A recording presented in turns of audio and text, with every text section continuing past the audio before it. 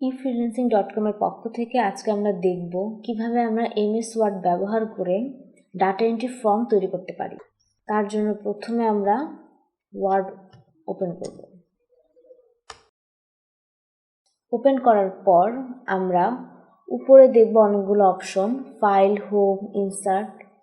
আমরা একটা table create করব। আমরা একটা টেবিল ক্রিয়েট করার পর আমরা এখন এই টেবিলের হেডারের নেমগুলো দিব। জাস্ট এক্সাম্পলের জন্য আমরা এই নামগুলো দিচ্ছি। ক্লায়েন্ট আপনাদেরকে যেই নামগুলো দিবে আপনারা সেই নামগুলো এখানে লিখবেন। এখন এই টেবিলের হেডারের নেমগুলো দেওয়ার পর আমরা উপরের দিকে দেখব ফাইল, হোম, ইনসার্ট। তো ফাইলে আমরা ক্লিক করব। ক্লিক করার পর আমরা একদম নিচের দিকে দেখব অপশন। অপশনে ক্লিক করার পর আমাদের সামনে এরকম একটি অপশন চলে আসবে। এই কর্নারের দিকে আমরা দেখব অনেকগুলো অপশন, যেমন customize ribbon, quick access toolbar. আমরা কুইক অ্যাক্সেস টুলবারে ক্লিক করব। ক্লিক করার পর উপরে পপুলার কমার্স এই অপশনটি চেঞ্জ করে কমার্স নট ইন দ্য রিবনে ক্লিক করব। ক্লিক করার পর এখানে আমরা দেখব আমরা ডাটা ফর্ম নামে একটি অপশন খুঁজব। এই ডাটা ফর্ম অপশনটি আমরা ক্লিক করার পর আমরা অ্যাড দিয়ে দেব।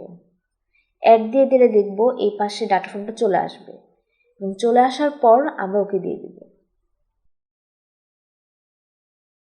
ওকে দেওয়ার পর একদম উপরের দিকে দেখব এরকম একটা আইকন, ডাটা ফর্ম আইকনটি চলে আসবে।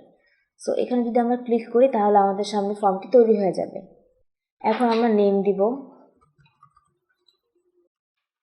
Father name, mother name, phone এবং ইমেল দেওয়ার পর আমরা যদি ক্লোজ করে দিই তাহলে দেখব যে টেবিলের ঠিক নিচে এই ডাটাগুলো চলে আসবে। এখন যদি আমরা আবার নতুন কোনো ডাটা নিতে চাই তাহলে আবার সেইমভাবে আমরা অ্যাড নিউতে ক্লিক করার পর আমরা আবার অন্য একটা ডাটা নিতে পারবো।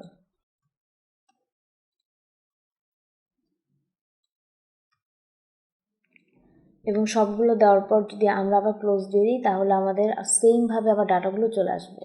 অর্থাৎ এইভাবেই আমরা এমএস ওয়ার্ড ব্যবহার করে ডাটা এন্ট্রি ফর্ম তৈরি করতে পারবো। ধন্যবাদ।